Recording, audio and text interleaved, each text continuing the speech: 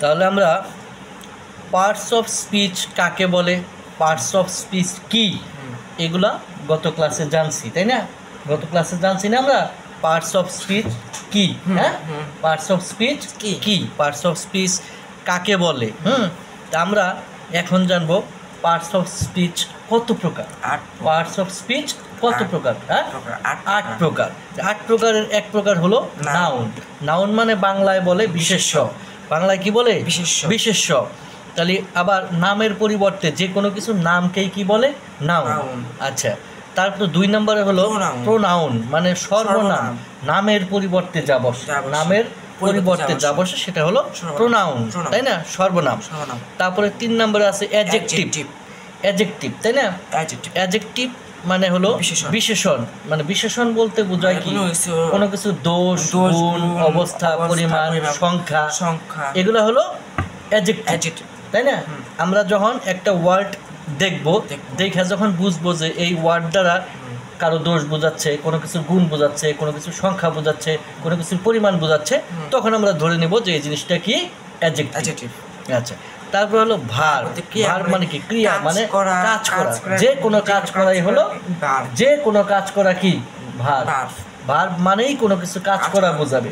কাজ করা বোঝাইলেই মানে যে ওয়ার্ড দ্বারা আমরা বুঝবো যে এই ওয়ার্ড দ্বারা কোনো কাজ করা বোঝাইতেছে, যেমন গো, তারপরে ইট, তারপরে স্টপ, তারপরে কি রাইট, এগুলো দিয়ে কাজ করা বোঝায়। এগুলো দিয়ে কি বোঝায়?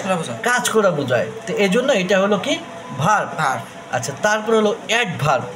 অ্যাডভার্ব মানে ক্রিয়া বিশেষণ, মানে ওই ভার্বটা কিভাবে সম্পাদিত হয়, ভার্বটা কিভাবে সম্পাদিত হয়। যেমন একজনে কাজ করে, একজনে কি করে? কাজ করে। তাহলে কাজটা কিভাবে সম্পাদিত হয়? যেমন স্লোলি, ধীরে ধীরে, ফাস্টলি, দ্রুত গতিতে, তাই না?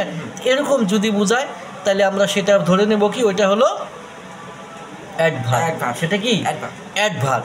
আচ্ছা, তারপরে হলো প্রিপোজিশন, পদান্বয়ী অব্যয়, মানে কি? সংযোগ সৃষ্টি করে। কি সংযোগ? একটা ওয়ার্ডের সাথে আরেকটা ওয়ার্ডের কি করে? সংযোগ সৃষ্টি করে। এর নাম হলো কি? প্রিপোজিশন। প্রি মানে পূর্বে, প্রি মানে কি? পূর্বে, আর পজিশন মানে অবস্থান। প্রি মানে পূর্বে, আর পজিশন মানে অবস্থান। তারপরে 7 নম্বর হলো কনজাংশন। সংযোগ সূচক, মানে সংযোগ তৈরি করে। সংযোগ তৈরি করে, হ্যাঁ, দুটো কয়েকটা শব্দের মধ্যে বা একটা বাক্যের মধ্যে আরেকটা বাক্যের মধ্যে কি করে? সংযোগ তৈরি করে। এজন্য সংযোগ তৈরি করে, এজন্য ওর নাম কি? কনজাংশন। কনজাংশন। আরেকটা হলো 8 নম্বর ইন্টারজেকশন। ইন্টারজেকশন আবেগ সূচক। আবেগ সূচক। আবেগ সূচক বলতে কোনো কিছুর কি আবেগ বোঝায়, কোনো কিছুর মানে ওটা দুঃখ, কষ্ট, অনুভূতি, আবেগ, এগুলা বোঝায়। এজন্য ওর নাম হলো কি? ইন্টারজেকশন। তাহলে আমরা যদি এরকম এই পার্টস অফ স্পিচের প্রকার জানি, আর পার্টস অফ স্পিচের প্রত্যেকটা প্রকারের সংজ্ঞা জানি, প্রত্যেকটা প্রকার যদি আমি চিহ্নিত করতে পারি, তাহলে আমি একটা বাক্য সম্পূর্ণ করতে পারবো। একটা বাক্যে আমি কি হব? স্বয়ং সম্পূর্ণ হব। তাহলে বাক্যে স্বয়ং সম্পূর্ণ হওয়ার জন্য আমার পার্টস অফ স্পিচের প্রত্যেকটা প্রকারের অর্থসহ জানতে হবে, প্রত্যেকটা প্রকার চিনতে হবে। হ্যাঁ, চেনার উপায় জানতে হবে, তাইলে না আমরা পার্টস অফ স্পিচ ভালোভাবে আয়ত্ত করতে পারবো। ঠিক আছে? তাহলে আমরা পরবর্তী ক্লাসে এই পার্টস অফ স্পিচ নিয়ে ডিটেলস আলোচনা করবো। হ্যাঁ, ঠিক আছে।